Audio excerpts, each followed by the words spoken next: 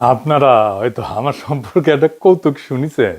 আমি শিওর আমি নাকি জামাত ইসলামের কাফের শাখার আমির। আমার হেটাররা আমাকে এইভাবেই ডাকে মাঝে মাঝে। আগে আওয়ামী লীগ আর বামেরা ডাকতো, এখন বিএনপি ওয়ালারও ডাকে। কিছুটা বিদ্রুপ থাকলেও এটা আমার হেটারদের অসহায়ত্ব এক ধরনের। আগে শুধু আওয়ামী লীগ, বাম আর ইন্ডিয়ার শত্রুতা মোকাবেলা করতে হইতো। এখন শত্রুর তালিকায় যুক্ত হয়েছে ফোনদের আলো, দিল্লি স্টার, আর্মির দুর্বৃত্ত জেনারেলরা, শহীদুল আলমের মতো সুশীল, ডেভিড বার্গম্যানের মতো বিদেশি সাংবাদিক, আর বিএনপির পুরা র্যাঙ্ক অ্যান্ড ফাইল। আলহামদুলিল্লাহ, শত্রুরাই আমার ক্ষমতা বাড়ায় দিচ্ছে। আমার শত্রু ভাগ্যকালে ঈর্ষণীয়। শত্রুরা যখন আপনার বয়ানের জবাব দিতে পারে না, তখন সে আপনার এই ক্যারিকেচার বানাইতে চায় অথবা ধ্বংস করতে চায়। তাই পরিষ্কার করে বলি যে আমি তো মুসলমানরা জানেন, আমি বলি আমি বাংলাদেশি হিন্দু। আমি জামাতের লোক না, জামাত করি না, এনসিপিরও কেউ না, এনসিপি করি না, কোনো রাজনৈতিক দলের সদস্য না, কোনো দল, কোনো গোষ্ঠী, কারো কাছে বিবেক বন্ধক দেই নাই। আমি আসছি বামপন্থী রাজনীতি থেকে। বাম রাজনীতির মধ্যে আমার রাজনৈতিক শিক্ষা বাইরে ওঠা। আমি এর ইতিহাস জানি, এর লড়াই জানি, তার সাহস জানি, তার দুর্বলতা জানি, তার ভীরুতা জানি, তার ব্যর্থতা জানি, বিশ্বাসঘাতকতাও জানি। আর ঠিক এই কারণেই আজ আপনাদের কাছে আমার একটা ব্যাখ্যা দেওয়ার দরকার আছে যে একজন আমার মতো মানুষ, যার শিকড় সেকুলার বাম রাজনীতিতে, সে কেন একটা ইসলামপন্থীদের নেতৃত্বাধীন নির্বাচনী জোটকে নির্বাচনে সমর্থন করতেছে। এর উত্তর আদর্শ না, ধর্মও না, এবং এটা কোনো ধান্দাবাজিও না। এর উত্তর হইল জুলাই। প্রশ্নটা হইল, জুলাই বেঁচে থাকবে নাকি জুলাইকে কবর দেওয়া হবে? 12 ফেব্রুয়ারি বাংলাদেশে এমন একটা নির্বাচনের মুখোমুখি, যেটা তার ইতিহাসের সবচেয়ে গুরুত্বপূর্ণ নির্বাচনগুলোর মধ্যে একটা। এটা কোনো রুটিন নির্বাচন না, কোনো দল বনাম দলের লড়াই না। এটা একটা যুগান্তকারী সিদ্ধান্ত নেওয়ার নির্বাচন। এই দেশের ভবিষ্যৎ কোন দিকে যাবে আসলে, সেই সিদ্ধান্ত নেওয়ার নির্বাচন। আমরা আজ এমন সন্ধিক্ষণে দাঁড়ায় আছি, একটা পথ আমাদের পিছনের দিকে নিয়ে যাবে। দুর্নীতি, ফ্যাসিবাদ, চাঁদাবাজি, ধান্দাবাজি, পরিবারতন্ত্র আর অলিগারদের সেই পুরানো বন্দোবস্তের শাসনের দিকে। এমন এক অর্থনীতির দিকে যার ভিতরে লুটপাট আর অদক্ষতা ছাড়া আর কিছু নাই। তারা আমাদের নিয়ে যাবে এমন এক রাষ্ট্রের দিকে যার প্রতিষ্ঠানগুলোর উপরে মানুষের আর বিশ্বাস নাই। আপনারা দেখতেছেন না, আই হ্যাভ এ প্ল্যান বলে তাদের আয়ত্তের মধ্যে থাকা বেস্ট মেধাগুলোকে দিয়া যে প্ল্যান জাতির সামনে হাজির করেছে, সব কয়টা ফালতু, 2 পয়সার দাম নাই। যাদের দিয়ে প্ল্যান দেখাইছে, ওরা জিন্দেগিতে একটা কোম্পানির প্ল্যান করে নাই। রাষ্ট্রের জন্য প্ল্যান তো দূর কি বাত, রাষ্ট্রের জন্য প্ল্যান বানাইতে আসছে। শখ কত কুজার হয়েছে, চিত হয়ে শোয়ার শখ। বাঙ্গুল্যান্ডারে খুব ইন্টারেস্টিং জিনিস দেখবেন, সব ভালসুনগুলো নিজেদেরকে বহুত তালেবর হিসেবে ভাবছে। এতদিন ধরা খাইতো না, এখন সকাল সন্ধ্যা ধরা খায় আমার কাছে। তাই ফরিদপুরে সোয়াবিন চাষ পায়, দিনাজপুরে আমের এক্সপোর্ট করতে চায়, নীলফামারীতে মেডিকেল কলেজ বানাইতে চায়, কুমিল্লায় ইপিজেড বানাইতে চায়, এভার কেয়ারের সরকারি হাসপাতালে রোগীর ডায়ালাইসিস করাইতে চায়, কারণ এভার কেয়ারের সারপ্লাস ক্যাপাসিটি আছে। আর 12,000 কোটি টাকা বাজেট দিয়ে সারা দেশের মানুষকে ফ্যামিলি কার্ড দিতে চায়। এই হইতেছে plan. I have a plan. বাংলার লুথার কিং ও বাংলার লুজার কিং হবে। আর কার্ডের পরে কার্ড, তাও নাকি সব বেস্ট ব্রেন নিয়ে এসব বানাইছে। শুনেছেন, গতকালকে শুনেছিলাম, আজকেও আবার শুনেন, কারণ ওকে ধরিচ্ছি, দাঁড়ান শুনেন। বেশ অনেক মাস ধরে গুরুত্বপূর্ণ সব আপনার বিষয়গুলোতে জনাব তারেক রহমান বড় বড় আপনার টাস্ক ফোর্স টিম তৈরি করেছেন। হেলথ সেক্টর বলেন, এডুকেশন সেক্টর বলেন, এডুকেশনটার সাথে আমি নিজেই অতপ্রতভাবে জড়িত ছিলাম। আরো অনেকগুলো সেক্টরে গুরুত্বপূর্ণ টিমস তৈরি করেছেন পুরো ওয়ার্ল্ড, বাংলাদেশের যারা বেস্ট বিশেষজ্ঞ আছেন তাদেরকে নিয়ে। এই সেক্টরগুলোতে আমরা কিভাবে উন্নয়ন আনতে পারি এবং বিশ্বমাপে কম্পিটিটিভ আমরা হতে পারি, তো সেই জায়গা থেকে উনার বৃহত্তর প্ল্যান আছে। এটা আমি আপনাদেরকে পরিষ্কার জানিয়ে দিচ্ছি, উনার বৃহত্তর প্ল্যান আছে। শুনেছেন তো, টাস্ক ফোর্স কইরা এই সমস্ত সাল বানাইছে। তারেক রহমান, আপনার এই প্ল্যান তো কোনো মাঝারি সাইজের কর্পোরেটের ইন্টার্নকে দিলে করে দিতে পারতো, এসে ভালোভাবে করে দিতে পারতো, অনেক কম সময় করে দিতে পারতো। এই যদি আপনার বেস্ট ব্র্যান্ডের প্রোডাকশন হয়, তাহলে খবর আছে, আপনারও খবর আছে, দেশেরও খবর আছে। ইশতেহার ঘোষণা করেছে না বিএনপি, এই ইশতেহার যে লিখিছে সেও ফাঁকিবাজ, যাদের দিয়ে লিখাইছে প্রত্যেকটা ফাঁকিবাজ। 2001 সালে বিএনপির ইশতেহার থেকে চোথা মারিছে। সেই একই মনোরেল চালু করবে, বস্তিবাসীদের জন্য আবাসন করবে, কলকারখানায় নিরবিচ্ছিন্ন বিদ্যুৎ সরবরাহ করবে, বেকার ভাতা দিবে, ন্যায়পাল নিয়োগ দিবে। এইসব কিন্তু 2001 সালের ইশতেহারে ছিল, আবার দিচ্ছে। এখন বুঝিছেন তো, এগুলো করবে না। 25 বছর আগে তো কইছিলেন, তারপর তো ক্ষমতায় এসেছিলেন, তাই না? করেন নাই কেন এগুলা? প্রতিশ্রুতি দিছিলেন, করেন নাই কেন? কেউ জিগায় না, উত্তরও দিবে না, উত্তর তার জানাও নাই। এই যে প্রতিশ্রুতি দিচ্ছে, ইস্তেহারে নানা কথা লিখছে, এগুলো কিছুই করতে পারবে না, করবেও না। আচ্ছা আসেন আমরা এক্সাম্পল হিসেবে হাঙ্কেরে প্রিন্স ববি হাজ্জাজের আমলনামা দেখি। দেখা দরকার কারা বিএনপির হইয়া ভোটের মাঠে নামছে। ওইকে জানেন, ওর বাপের নাম মুসা বিন শমসের, বাংলাদেশের সবচেয়ে ধনী ব্যক্তি, এতই ধনী যে তারে নিয়ে ডকুমেন্টারি হয়, তারে প্রিন্স বলে ডাকে বিদেশিরা। সে যে জুতা পরে না, জুতা জুতা, তাতে ডায়মন্ড বসানো থাকে, হীরা হীরা হীরা বসানো থাকে জুতায়। মেনে মেনে করছি না, দেখেন।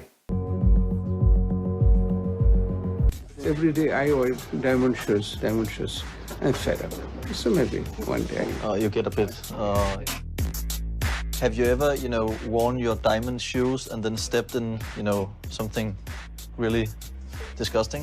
দেখেছেন তার জুতা ঘড়ি রাখার জন্য কত বড় বড় বাক্স, সেগুলো আবার টেনে নিয়ে আসে কত লোক। দেখেন সব ব্র্যান্ডেড ঘড়ি, রোলেক্স কোম্পানি ঘড়ি, আর কিবা কিবা কোম্পানি ঘড়ি, নামও জানি না সবগুলার। এ দেখেন নিজের হাতে খায় না, খাওয়াই দিতে হয়। দেখিসাও নেকু রে নেকু, ডুডু খাও ঢেকু ঢেকু, হ্যাঁ মুখ মুছে দিচ্ছে, দেখিছেন? দেখেন সেই মুখ মুছে দেওয়ার জন্য পিছে দাঁড়ায় আছে কতজন, দেখেন দেখিসাও, দেখিসাও। উই আগে সুসে কিনা নিজে নিজে, আমার সন্দেহ আছে। এটা নারীর ক্ষমতায়ন। খাওয়ার টাইমে পিছে দাঁড়ায় থাকবি আর মুখ মুছে দিবি বড় লোকের। এটা কর্মজীবী নারী নাকি এটা দাসত্ব, নাকি এটা সম্পদের অশ্লীল প্রকাশ? এইটাকে সে কেমনে কামাইছে জানেন? অস্ত্র ব্যবসা কইরা। জি জি জি ঠিকই শুনেছেন, অস্ত্র ব্যবসা কইরা। তার পোলা হইতেছে ববি হাজ্জাজ। সালাম কেমনে দিতে হয় সেটাও শিখে নাই, দেখেন। সালাম ভাই, সালাম ভাই, সালাম। বছরে সালাম দেয় না, নির্বাচন যখন আসে হায় রে সালাম, সালাম দিতে দিতে আসসালামু আলাইকুম এত সময় বলবে কতক্ষণ, খালি কয় চালকুম চালকুম, তাড়াতাড়ি হয়ে যায়। এই সুপার রিচের পোলার কেন রাজনীতি সে খাইছিল? কারণ ওর বোনের বিয়ে দিছে শেখ সেলিমের ছেলের সাথে। এবার বুঝেছেন তো রসুনের সব এক জায়গায়, বুঝেছেন তো? এইটাই সেই এলিট এস্টাবলিশমেন্ট, সবগুলা কি এক জায়গায় বান্দা। এই সম্পদ রক্ষা করা লাগবি না, তাই রাজনীতি। হাসিনার বিরুদ্ধে রাজনীতি করছে যেন দুঃসময় বেআইরে প্রোটেক্ট করতে পারে। আওয়ামী লীগের রাজনীতিতে তারেক রহমান তো এমনিতে আনতে চায় না, এই যে এগুলোর জন্য আনতে চায়। এই ববি হাজ্জাজের বাসায় আপনি ঢুকতে পারবেন? ঢুকতে দিবে আপনারে? পারবে না। ওই টাকা সেটা এমপি হবি, ওই ধান্দা করিছে, অত সুজা না। টাকা নেন অসুবিধা নাই, কিন্তু ভোট দিবেন মামুনুল হককে। হ্যাঁ বুঝি চাও, রিক্সা মার্কে খালি সিল মারো রে সিল মারো, রিক্সা মার্কাত সিল মারো। যে আপনার স্বপ্ন জানে, কল্পনা জানে, দুঃখ জানে, বেদনা জানে, যে সত্যিকার অর্থে আপনার প্রতিনিধি হইতে পারে। আপনি নিজেই বিবেচনা করেন মুসা বিন শমসেরের ছেলে আপনার প্রতিনিধিত্ব করার যোগ্যতা রাখে কিনা, না মামুনুল হক রাখে? সে তো আপনারই লোক। এই ববি হাজ্জাজেরা সেই পথের পথিক, যেই পথে তারেক রহমান আর ধানের শীষ আমাদেরকে নিয়ে যেতে চায়। আর কোন পথ আছে? আর একটা পথ আছে, যেই পথ সামনে যায়, ভবিষ্যতের দিকে যায়, জাতিকে ভবিষ্যতের দিকে নিয়ে যায়, একটা নতুন সময়ের দিকে নিয়ে যায়, যেখানে জুলাইয়ের চেতনা বেঁচে থাকে, জুলাই জিন্দা থাকে এবং জনগণের স্বপ্নের রাষ্ট্রের বদলের দাবি জুলাইয়ের চেতনা বাস্তবায়িত হয়। আজ তো জুলাই নিজেই ঝুঁকিতে আছে, জুলাই বিপ্লব আর জুলাই যোদ্ধারা। আজকে প্রশ্ন, আমরা কি জুলাইকে কবর দেব, না আবার পুরনো ব্যবস্থার কাছে আত্মসমর্পণ করব? নাকি বড় লোক রাজনীতিবিদ লুটেরা ব্যবসায়ীর দুর্নীতিগ্রস্ত আমাদের লুটপাট অব্যাহত থাকবে? নির্বাচনের দিন যতই ঘনায় আসতেছে সব দলই অনেক ভালো ভালো কথা কইছে, তাই না? তাদের বক্তব্যগুলো শুনলে মনে হয় বাহ কি চমৎকার কথা, একই ভাষার কথা। তারা কি করছে, কে বেশি বিপজ্জনক, কে বেশি অযোগ্য, কাকে বিশ্বাস করা যায় না, কে সেই 1971 স্বাধীনতার বিরোধিতা করেছিল, ওরে বাপ রে, এই গানই ফাঁদ। নির্বাচনের আগে ভালো কথা বলা খুবই সহজ। পুরুষ মানুষের কুরকুরে নিয়ে উঠলে বৌরে কয় না, দেখিছো দেখিছো কত সুন্দর চাঁদ উঠিছে, উনকে আর কি। ইলেকশন আসলে যত সার্কাস শুরু হয় রাজনৈতিক দলগুলায়, কিন্তু নাগরিকদের কাজ হচ্ছে প্রশ্ন করা। আমাদের কঠিন প্রশ্ন করতে হবে এই রাজনৈতিক দলগুলোতে কারা এই দলগুলোর পেছনে আছে, কোন পরাশক্তি, কোন আন্তর্জাতিক শক্তি, কারা টাকা দেয়, এদের ক্ষমতা আসে কোথায় থেকে, প্রার্থীরা কারা, তাদের রেকর্ড কি, এবং সবচেয়ে গুরুত্বপূর্ণ তারা আদৌ সংস্কার বাস্তবায়ন করতে পারবে কি না বা করতে চায় কিনা। এই জায়গাটা কথা খুব পরিষ্কার করে বলা দরকার। এই নির্বাচন আদর্শ বনাম আদর্শের লড়াই না, এটা ধর্ম বনাম ধর্ম নিরপেক্ষতার লড়াই না, এটা আসলে স্টেট ক্যাপচার বরং স্টেট রিপেয়ার, এইটার লড়াই। রাষ্ট্র ক্ষমতা দখল করে লুটপাট আগের শাসন চালানো আর রাষ্ট্র পুনর্গঠনের লড়াই, এই দুইটা জিনিস। একদিকে আছে এমন দলগুলা যারা রাষ্ট্রকে আগেই দখল করে ফেলছে, ব্যবসা দিয়া, আমলাতন্ত্র দিয়া, পরিবারতন্ত্র দিয়া, পুরনো সিস্টেমের উপরে দখল দিয়া, আগের ব্যবস্থার সাথে সিস্টেম কইরা। তাই তারা বলে হাসিনা না আসলেও হাসিনা পোলামাইয়া আসতে পারবে রাজনীতিতে। বাহ, চমৎকার! এই জন্য আমাদের বাচ্চারা রক্ত দিছিল, এই জন্য আমরা লড়াই করে ফেসিবাদ উৎখাত করছি, এই জন্য এত কষ্ট করছি আমরা। আর অন্যদিকে আছে এমন এক শক্তি যাদের এখনো পুরনো সিস্টেম খায়া ফেলায় নাই, দলের মধ্যে চোর ডাকাত লুটপাটকারী নাই, যাদেরকে প্রোটেক্ট করতে হবে ওই দলদেরকে। তাই রাষ্ট্রকে মেরামত করার হিম্মত আছে তাদের। বিএনপি আসলে কি একটা? বিএনপি আর একটা কম শক্তিশালী আওয়ামী লীগ, কম বুদ্ধিমান আওয়ামী লীগ, কম সংগঠিত আওয়ামী লীগ। বিএনপি আওয়ামী লীগের মধ্যে দলের কম্পোজিশন, তার শ্রেণী চরিত্র, এটার মধ্যে কোনো তফাৎ নাই। বিএনপি একটা গভীরভাবে দুর্নীতিগ্রস্ত দল, গভীরভাবে দুর্নীতিগ্রস্ত দল। আর দলের লোকেরা তারেক রহমানের চাকর বাকর। আপনারা জিজ্ঞেস করেন তারেক রহমানের কিভাবে চলে, মানে সংসার চলে কিভাবে, মির্জা ফখরুলের সংসার চলে কিভাবে, জিজ্ঞেস করেন কই থেকে আসে। তারা রাজনীতি করতে আসে নাই, আসতে ধান্দা করতে। তাদের দেশকে নিয়ে কোনো মহৎ স্বপ্ন নাই। থাকলে হাসিনার আমলে জান প্রাণ দিয়ে লড়াই করতো, করে নাই। তারা আওয়ামী লীগের থেকে আলাদা না, একই জিনিসে তৈরি। আওয়ামী লীগ বিরিয়ানি হইলে বিএনপি তেহারি। ভাত পচলে খাওয়া যায়, বিরিয়ানি তেহারি পচলে খাওয়া যায় না। এই দুটোই পচা জিনিস। 90-এর দশকে এই দুই দল নীতি আদর্শ দিয়ে প্রতিযোগিতা করেনি, করছে দুর্নীতি, লুটপাট আর পাইয়া দেওয়ার রাজনীতি আর সহিংসতা দিয়া। 2006 সালে তত্ত্বাবধায়ক ব্যবস্থা ভাঙছে বিএনপির জন্য। বিএনপি দায়ী। সদ্য অবসরপ্রাপ্ত প্রধান বিচারপতিকে তত্ত্বাবধায়ক সরকার প্রধান হবে, এটাই ছিল সিস্টেম। 2004 সালে একটা সংবিধানের 4র্থ সংশোধনী গৃহীত হয়, অনেকেরই স্মরণ আছে। ওই সংশোধনীর মাধ্যমে বিচারপতিদের অবসরে যাওয়ার বয়সসীমা 65 থেকে 67 করা হয়, 2 বছর বাড়ানো হয়। এই বয়স বৃদ্ধির এই সিদ্ধান্তের পেছনে মূলত কাজ করছে পরবর্তী তত্ত্বাবধায়ক সরকার প্রধান কে হবে সেই হিসাব নিকাশ। সাবেক প্রধান বিচারপতি KM হাসানকে, যিনি একসময় বিএনপির রাজনীতির সাথে জড়িত ছিলেন, তাকে প্রধান উপদেষ্টা করাই ছিল এই সংশোধনীর মূল উদ্দেশ্য। যার ফল সামরিক শাসন, 1/11 এবং শেষ পর্যন্ত 15 বছরের ফ্যাসিবাদ। এই ফ্যাসিবাদ কায়েমের পিছনে পুরা দায় বিএনপির। সেই খাসলত বিএনপির বদলায় নাই। 2024-এর 5ই আগস্টের পরে বিএনপি চাঁদাবাজি, ধর্ষণ, খুন, জখম, বাড়ি দখল, 92% সহিংসতার সাথে বিএনপি জড়িত। তাও নিজের দলের লোকদের নিজেরা মারছে। কোন বাজার, হাট, ঘাট, bus stand, tempo stand, rickshaw stand, TV station, media, advertising firm দখল বাদ রাখি নাই, সব দখল করে ফেলছে। এসালামের সাম্রাজ্য চালায় শ্রীলং সালাউদ্দিন, 72 টিভি চালায় বরকতুল্লাহ বুলু, আর টিভির দখল নিছে ওয়াহিদুজ্জামান অ্যাপোলো। এই কারণেই তারা বিশ্ববিদ্যালয় নির্বাচনগুলোতে প্রত্যাখ্যাত হয়েছে। ছাত্ররা প্রত্যাখ্যান করছে তাদেরকে। ছাত্ররা আদর্শে ভোট দেয় নাই, তারা দুর্নীতির বিরুদ্ধে ভোট দিছে। আজ বিএনপি মনোনয়ন দিছে অসংখ্য বিতর্কিত ব্যক্তিতে। বিএনপির 59% ক্যান্ডিডেট ঋণ খেলাপি, ব্যাংকের ঋণ নিয়ে শোধ দেয় না, খায় ফেলছে, পাচার করে দিছে। আসছে দেশের সেবা করতে, লজ্জা করে না এদের। 15 বছর ক্ষমতার বাইরে থেকে হঠাৎ তাদের হাতে অধেল টাকা কই থেকে আসলো? ব্যাংক লুটের টাকা, ঋণ খেলাপের টাকা। কিভাবে আসলো, কেন আসলো? কারণ পুরনো অলিগার্করাও, হাসিনার সব ব্যবসায়ীরা আবার এমন একটা দল খুঁজে পেয়েছে যাদের সাথে ব্যবসা করা যায়, তারাও দিতেছে। হাসিনার লোকদের কাছ থেকে নিচ্ছে টাকা। এমনকি বিএনপি আওয়ামী লীগকে রাজনৈতিকভাবে পুনর্বাসন করবে বলছে। তাদের আপত্তি নেই হাসিনার পুত্র আর কন্যারা যদি রাজনীতিতে আসে। বিএনপি চলে হারামের টাকায়, প্রত্যেকটা পয়সা হারামের পয়সা, প্রত্যেকটা পয়সা হারাম টাকা। মানুষের অভিশাপ আছে ওই পয়সার গায়ে। তারপরে তারা বলে তারা দুর্নীতি উচ্ছেদ করবে, চান্দাবাজি উচ্ছেদ করবে। হায় রে হায়, খারান খারান, আমার ঘোড়া একটু হাসবে। হয়েছে হয়েছে হয়েছে, আচ্ছা হয়েছে। দুর্নীতির টাকায় চলা দল দুর্নীতিকে উচ্ছেদ করতে পারে না। অলিগারদের উপর নির্ভরশীল দল সংস্কার করতে পারে না। এই কারণে জামাত এনসিপি জোট কাঠামোগতভাবে আলাদা। বাস্তব সংস্কার কেবল তারাই করতে পারে যারা দুর্নীতিগ্রস্ত ব্যবসায়ী আর আমলাতন্ত্রের কাছে বাধা পড়ে নাই। এই জোটের প্রতিশ্রুতিগুলো বিশ্বাসযোগ্য, কারণ তাদের দলে রক্ষা করতে হবে এমন চোর বাটপার নাই, লুটেরা নাই। তাদের নেতৃত্ব পুরনো বিষাক্ত রাজনীতিতে ডুবে নাই। দলে গণতন্ত্র আছে, পরিবারতন্ত্র নাই। সংবিধান সংস্কারের কথা তাদের মুখে শোভা পায়, কারণ তারা পরিবারতন্ত্র বাঁচাইতে রাজনীতি করে না। রহমান অ্যান্ড সন্স এর মাফিয়া সাম্রাজ্যের অংশ হইতে আসেনি তারা। 2 রহমান ফ্যামিলি তো, শেখ মুজিবুর রহমান আর জিয়াউর রহমান ফ্যামিলি, এই তো 2 রহমান অ্যান্ড সন্স। এরাই তো বাংলাদেশের রাজা, এরাই তো বাংলাদেশের হর্তাকর্তা বিধাতা। বিএনপি থেকেও রাজনীতি করতে আসে না তো, আসে ধান্দা করতে। আর এই ধান্দা করার জন্য কে কত বড় তারেক রহমানের চাকর হইতে পারবে এটা প্রমাণ করে। এটা সত্য যে জামাত এনসিপি দুর্নীতিগ্রস্ত সরকার চালানোর অভিজ্ঞতা তাদের নাই। আর এটাই তাদের সবচেয়ে বড় শক্তি। তারা বিশেষজ্ঞদের জন্য, স্বচ্ছতার জন্য, সংস্কারের জন্য ওপেন আছে, কারণ তারা পুরনো দায়ে বন্দী না। তাদের এমন কোনো ব্যাগেজ নাই যেটা তাদের বহন করতে হবে। এইবার আসি ভারত প্রশ্নে। সবাই ভারতের সাথে সংলাপের কথা বলে, সবাই সুসম্পর্কের কথা বলে। বিএনপি বলে জাতীয় স্বার্থের কথা, কিন্তু কার স্বার্থ? আওয়ামী লীগ 15 বছর একই ভাষা ব্যবহার করছে, ফল কি পাইছি? ইতিহাসের সবচেয়ে বাজে কূটনৈতিক সম্পর্ক পাইছি ভারতের সাথে, ভারত এটাই পাইছে। আর এমন একটা জাতি যে নিজের আত্মসম্মান হারায় ফেলছে, তাতে কি ভারতের লাভ হয়েছে না বাংলাদেশের লাভ হয়েছে? কারোই লাভ হয়নি। ভারত শুধু আওয়ামী লীগের ফ্যাসিবাদী শাসনকে সমর্থনই দেয়নি, তারা তার বহু অপরাধী নেতাকে আশ্রয় দিয়ে রাখছে, যাদের ফাঁসি হয়ে গেছে। সংলাপ ভালো কথা, কিন্তু মর্যাদাহীন সংলাপ আসলে কূটনীতির পোশাকে আত্মসমর্পণ।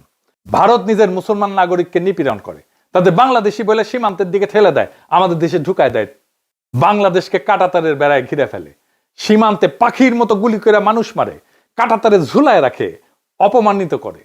অমানবিক আচরণের শিকার হয় আমাদের নাগরিকেরা ভারতের কাছে। কিন্তু তবু তারা ট্রানজিট চায়, সেই দেশের বুকসিরা যে দেশের মানুষকে তারা আবর্জনা বলে মনে করে। এ কেমন কূটনৈতিক সম্পর্ক? এ কেমন রাষ্ট্রের রাষ্ট্রের সম্পর্ক? একটা জাতির মর্যাদার কি কোনো দাম নাই?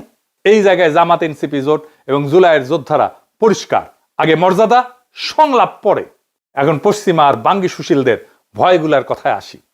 নারীর অধিকার, সংখ্যালঘুর অধিকার, ইসলামী রাষ্ট্র হইতেছে কিনা, শরিয়া আইন আসতেছে কিনা, এই উদ্বেগগুলা বাস্তব এবং এগুলোকে উড়ায় দেওয়া যাবে না। বাংলাদেশ গভীরভাবে ধর্মপ্রাণ দেশ। বাংলাদেশের মানুষ তার ধর্মের কাছাকাছি থাকতে চায়, কিন্তু বাংলাদেশের মানুষ ধর্মীয় সম্প্রীতি কি সেটা জানে। বাংলাদেশের সাম্প্রদায়িক টেনশন লাগায় রাখছে দুইটা দল, বিএনপি আর আওয়ামী লীগ। হিন্দুদের সম্পত্তি দখল করছে কে? আওয়ামী লীগ আর বিএনপি তো ভাগাভাগি কইরা। আওয়ামী লীগ বেশি করছে, বিএনপি একটু কম করছে, কিন্তু ভাগাভাগি করে করছে। এটা ডেটার কথা, বানায় বানায় বলা কথা না। বাংলাদেশে যতগুলো হিন্দুদের উপর আক্রমণ হয়েছে সবগুলোতে আওয়ামী লীগ এবং বিএনপি স্থানীয় লোকজন ছিল। আমি বলতেছি, দায়িত্ব নিয়ে বলতেছি, প্রত্যেকটা ঘটনার দেখায় দেওয়া যাবে, অঙ্ক কষে দেখায় দেওয়া যাবে। আপনি একটাও ঘটনা দেখাতে পারবেন না যেখানে জামাতের লোকজন যুক্ত ছিল। এই আওয়ামী লীগ আর বিএনপির মূল লক্ষ্য হচ্ছে বাংলাদেশের সংখ্যালঘু সম্প্রদায়কে, বিশেষ করে হিন্দু সম্প্রদায়কে নিজের স্বার্থে ব্যবহার করা, নিজের হীন ও রাজনৈতিক স্বার্থে ব্যবহার করা। দেশে থাকলে ভোটটা তার, ইন্ডিয়া পালাইলে জমিটা তার। এইবার সাধারণ হিন্দু সম্প্রদায় জায়গা মতো ভোট দিয়ে দিবে, সিল মারো রে সিল মারো। এনসিপি জামাত তাদেরকে পূর্ণ মর্যাদায় নাগরিক হিসেবে ট্রিট করবে। তারা সিদ্ধান্ত নিয়ে ফেলছে, ইলেকশনের দিন তাদের বুঝতে পারবেন। এবং এর ফল যেটা হবে, বাংলাদেশের সংখ্যালঘু সম্প্রদায় বাংলাদেশের 55 বছরের ইতিহাসে যেমন আজাদির সুখ পায় নাই, সেই আজাদির সুখ, সেই আজাদির স্বপ্ন তাদের পূরণ হবে। এইটা তারা পাইতে যাইতেছে এই জামাত এনসিপির শাসনে। লিখে রাখতে পারেন, গত 15 বছরের দমন বাংলাদেশের ইসলামী নাম পরিচয় মুছে দেওয়ার চেষ্টা করছিল, পারে নাই। ক্ষোভ বাড়াইছে, ইসলামী পরিচয় ঝান্ডার নিচে মানুষ সংগত হয়ে দাঁড়াইছে। যদি এবার মানুষের আকাঙ্ক্ষাকে বাধা দেওয়া হয়, ইসলাম ঠেকানোর নামে, ইসলামী রাষ্ট্র ঠেকানোর নামে গণরায়কে যদি প্রতিফলিত হইতে না দেওয়া হয়, তাহলে বাংলাদেশ একটা দীর্ঘমেয়াদী রক্তাক্ত সংঘাতের দিকে যাবে, যা আমাদের কারোই নিয়ন্ত্রণে থাকবে না। এই নির্বাচন ধর্মীয় আইন চাপানোর জন্য না, এটা এমন একটা জোট গঠনের প্রশ্ন যারা জুলাইয়ের সংস্কার আকাঙ্ক্ষা সম্পন্ন করতে পারে। নারীর অধিকার, সংখ্যালঘুর নিরাপত্তা, সংবিধানের সীমার উপরে কোনো আঘাত সহ্য করা হবে না। পরিষ্কার, প্লেন অ্যান্ড সিম্পল। আমরাই ঢাল হয়ে দাঁড়াবো। আজ আমাদের সামনে সিদ্ধান্ত স্পষ্ট। দল বনাম দল না, স্লোগান বনাম স্লোগান না, বরং দুর্নীতিগ্রস্ত অতীতে ফেরা নাকি জুলাই যা শুরু করছিল তা সম্পন্ন করা, এটাই এখন প্রশ্ন। জুলাই শুধু প্রতিবাদ ছিল না, জুলাই ছিল এক ঘোষণা।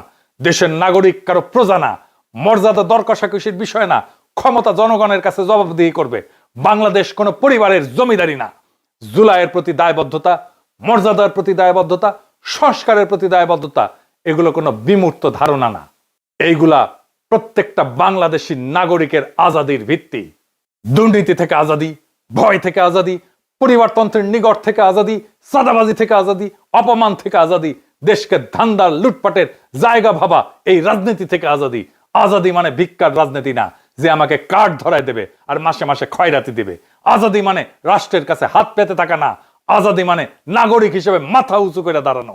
নারী, পুরুষ, সংখ্যালঘু, সংখ্যাগুরু আইনের সামনে সমান।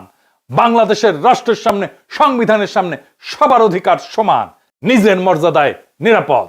জুলাইয়ের জন্য, মর্যাদার জন্য, সংস্কারের জন্য, আজাদির জন্য জামাত এনসিপি জোটকে এই নির্বাচনে জিততেই হবে, এর কোনো বিকল্প নাই। ইনকিলাব জিন্দাবাদ, আজাদি জিন্দাবাদ।